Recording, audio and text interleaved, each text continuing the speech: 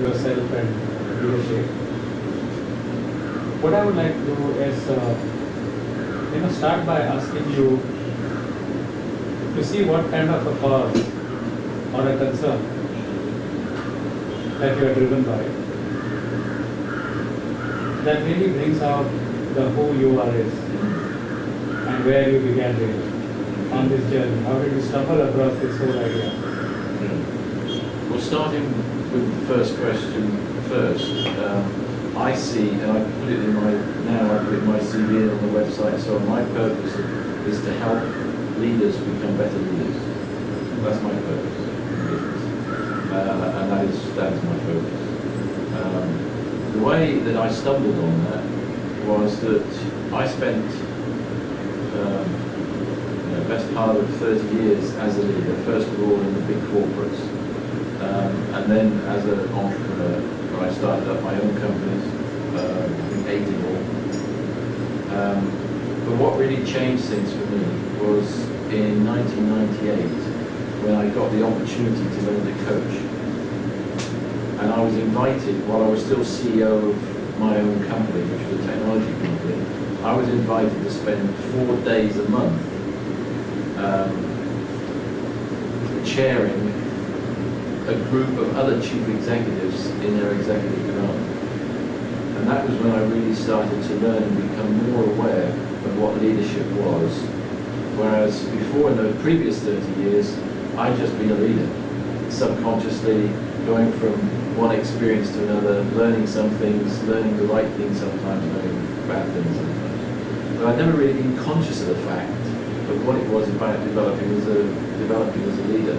But when I started to listen to other people and hear that their stories, not the same stories, but similar kind of stories, I realized that that there was actually a lack of best practice in leadership development.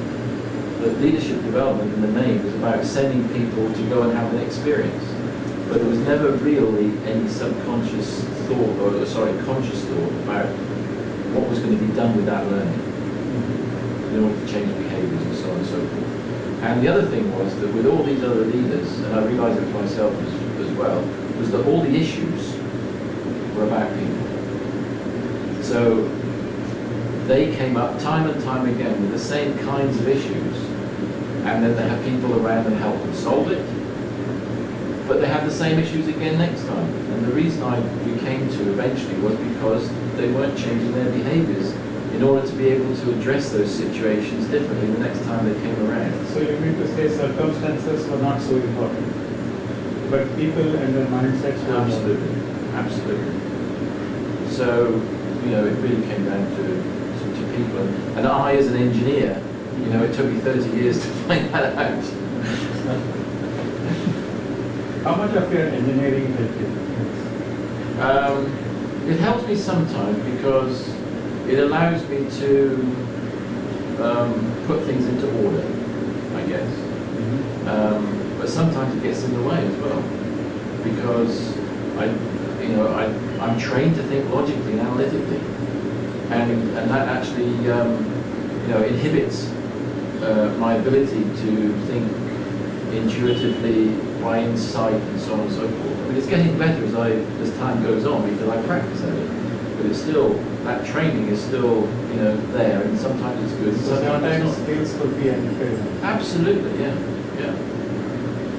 And one of the things that if I'm have the opportunity to work with developing, say, MBA graduates, which happens from time to time, and they say to me, okay, what do I need to do to be a great leader?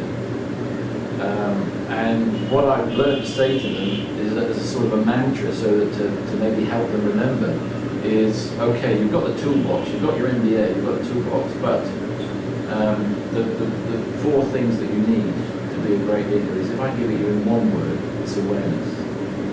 If I can give it you in 2 words, it's emotional intelligence. If I can give it you in 3 words, it's understand your brain.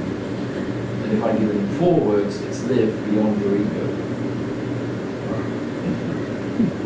And if you can do that, you'll be a great leader. Easier said than done.